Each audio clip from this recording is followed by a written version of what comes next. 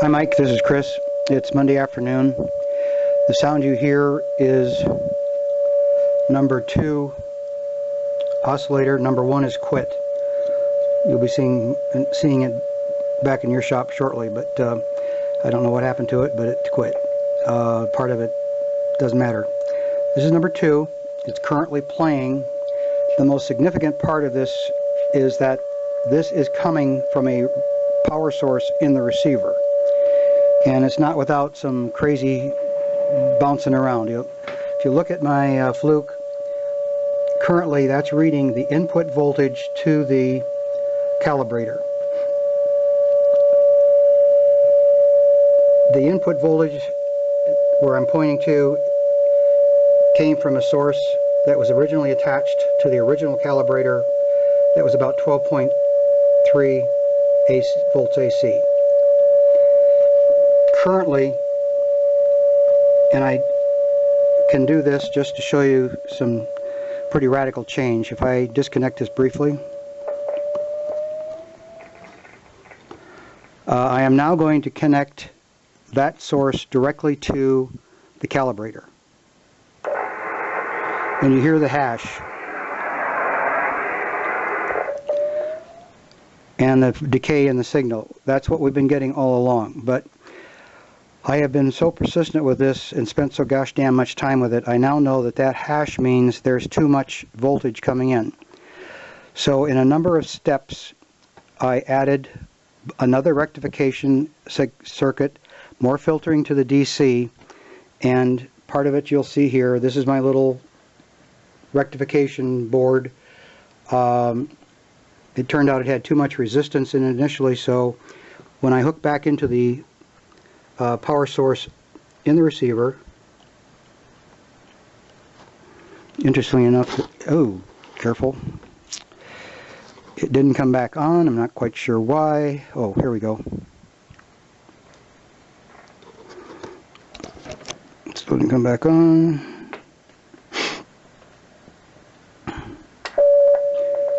For some reason, I had to turn the calibrator switch on and off. We're back on again. So what I had to do is I'm coming in through an additional diode and actually 2 caps. This cap here is about 2,000 microfarads. I also have a variable resistor in series, and it's real important because while I vary the resistance between the power coming out here and the power going into the calibrator, I want you to listen to the note. Now I'm going to shut up. I'm going to turn up the gain so you can actually hear the note. Now you'll notice anyway, if you can pick up that there's a beat note associated with the oscillated note. You'll hear more about that as I reduce the voltage. I'm going to show you the voltage.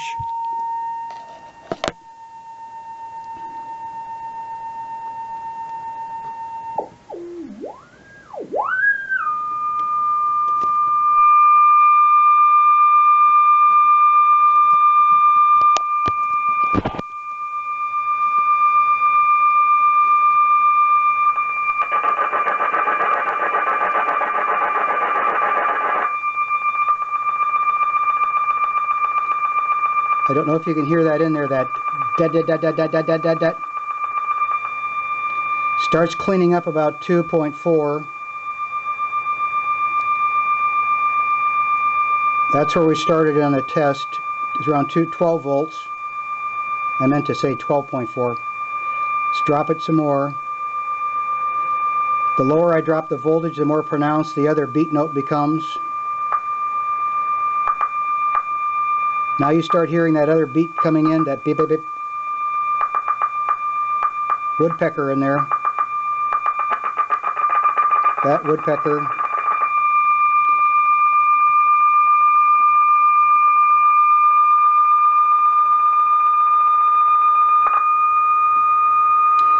And even at 6.6 volts, we still have a signal. Back up we go. More stuff happening. This is very strange. Finally we get up to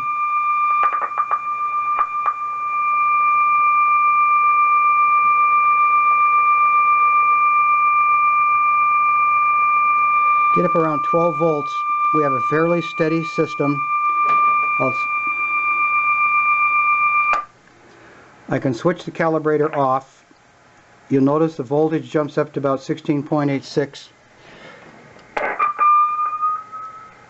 Well, for heaven's sakes, here I speak and lie. Well, I don't know what happened. We're back. I had to disconnect the output from the calibrator to the antenna. As soon as I disconnected that and rehooked everything up, I started getting a signal again, so I didn't like that. I tried to cap between those 2 points. It didn't make a bit of difference. You'll notice when I turn the calibrator off how sloppy it sounds when it comes back on. Here it goes off. Hear all that scratching? Well, that's not a dirty switch. It's a crazy start. I'll call it a dirty start for the lack of a better reason. We're back around 12.6 volts. I'm still trying to find a sweet spot. There's 12.9. You hear that other resonant or that other beat note come in real strong.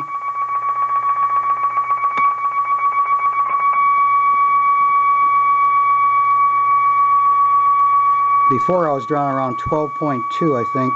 It's pretty hard with this particular potentiometer to get it. Now that seems to be a reasonable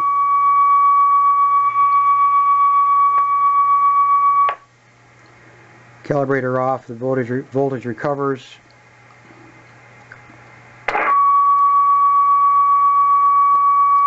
Now that's what was going on before, and I don't think somebody would be sitting here normally switching the calibrator on and off like I'm going to be doing right now.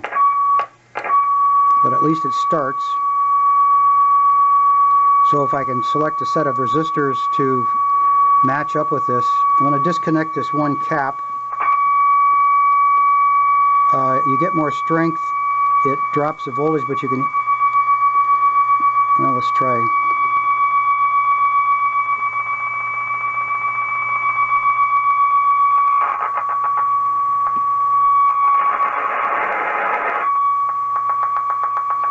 There are all sorts of strange stuff with you. That's the cap back in. Obviously, it helps clean up the signal, and then when we get down to about 12.3, between 12.2 and 12.3 volts, it seems to be fairly stable. I hope it's stable enough for my friend, because I've got to get off of this project and onto the other, but I just don't understand. I think there's a design issue with the calibrator mic. I can't tell you what it is. I wish if I knew more about electronics, I could probably help more. But I've got to get beyond this point. So I'm going to send the dead calibrator back to you. Geez. Try it without that. I'll send the dead calibrator back to you. I'm going to install the live calibrator and pray that it hangs together here so that I can satisfy my customer.